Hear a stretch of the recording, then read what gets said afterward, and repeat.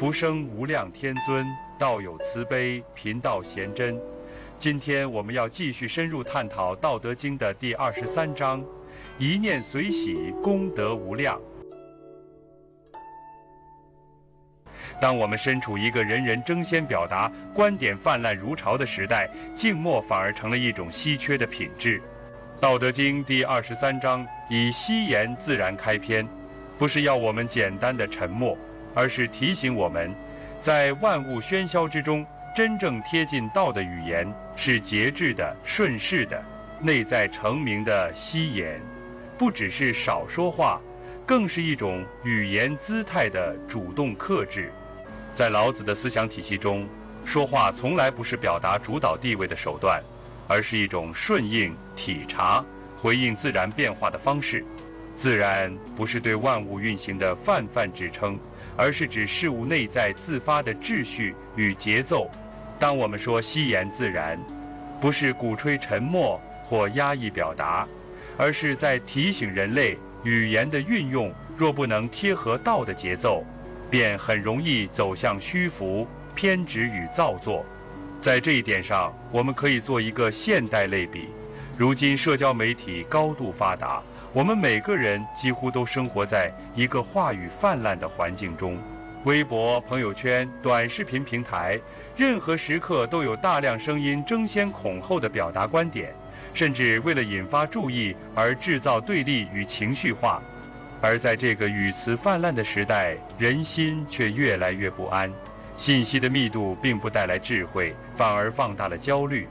这正是老子提醒我们要惜言的关键，不是少说就能对，而是当表达不再贴近真实，不再顺应内在状态时，它就会变成杂音。而只有当语言回到内在状态的沉静与清明时，才有可能自然，也才可能与道相应。接下来，老子举了一个非常生动的自然类比：飘风不终朝，骤雨不终日。也就是说，即使是再猛烈的风雨，也不会持续太久。它们是自然中的强烈表现，但也都遵循一个规律，短促而有限，来去有时。这不是谁规定的，而是天地之道。天地尚不能久，这并不是贬低天地的无常，而是要强调，连自然界中最强盛的力量都要归于平衡与节制。那么，人又如何能倚仗自己片刻的情绪、冲动或力量而试图对抗长久呢？我们常常见到一些人以激烈的方式表达情绪或立场，以为激烈即是真诚，以为喧哗能唤起注意，可结果往往适得其反，声音越大反而越被忽略，话说得越多，意义反而越稀薄。因此老子说，从事于道者同于道，得者同于得，失者同于失。这是一种深刻的归属逻辑，什么样的状态就会进入什么样的循环。你内心如果贴近道，那么你就会与道产生感应。你若践行德，那么德就成为你的伴侣；你若偏离道，那么偏离本身也会与你相互应和。这不是抽象的玄学，而是一种人生态度的投射结构。我们每一个人其实都在不断选择自己站在哪个层面，采取什么样的态度，也不断被这个选择反过来塑造。如果你抱持着一种偏激、急切、否定性的态度去看待世界，那么世界反馈给你的也将是偏激、急切和失序的现象。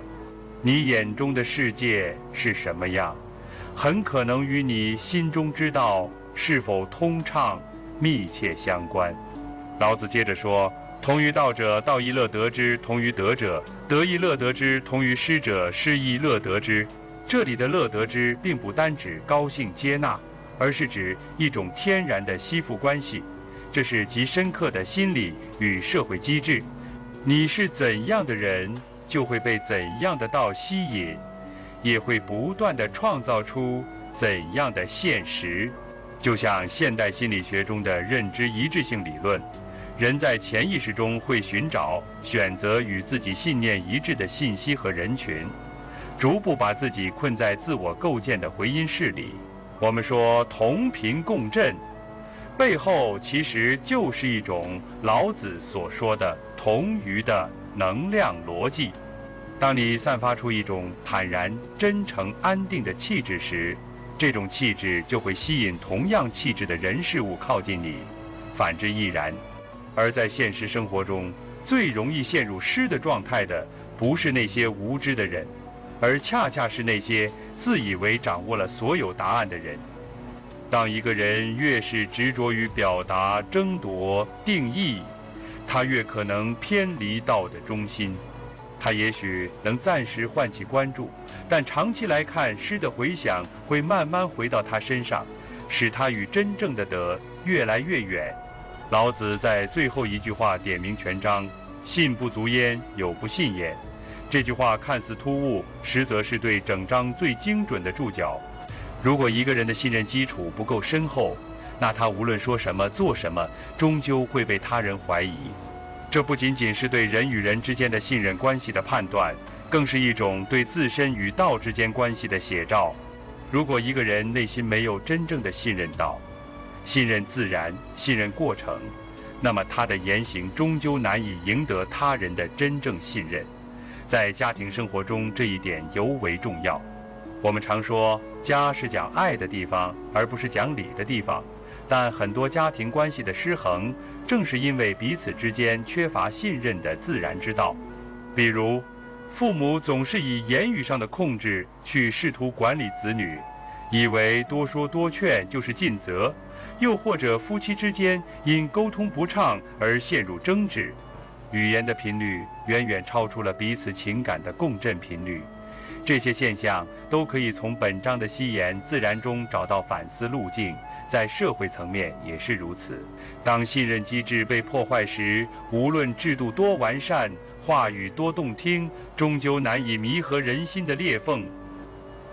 真正有效的治理之道，不是依赖不断的发言和公告，而是在于建设一个能够被感知的可信秩序，一个无需反复解释就能被人信任的规则系统。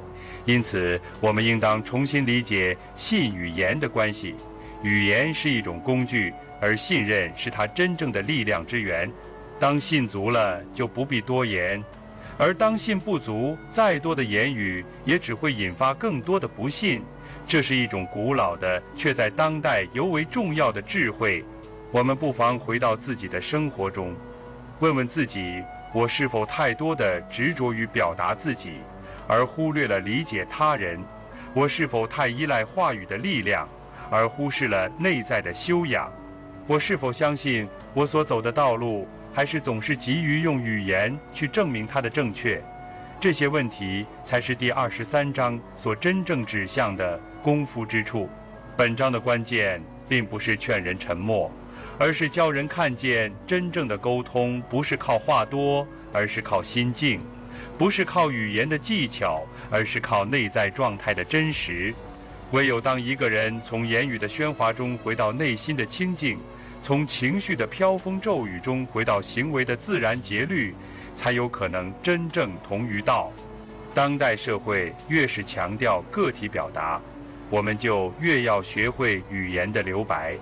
就像画中的空白，音乐中的静音，它们不是缺失，而是为了让整体的结构更具张力。同理，人与人之间的关系，人与自然的关系，也需要这种稀言的空隙来安放彼此，否则一味充填，反而使人无法真正彼此听见。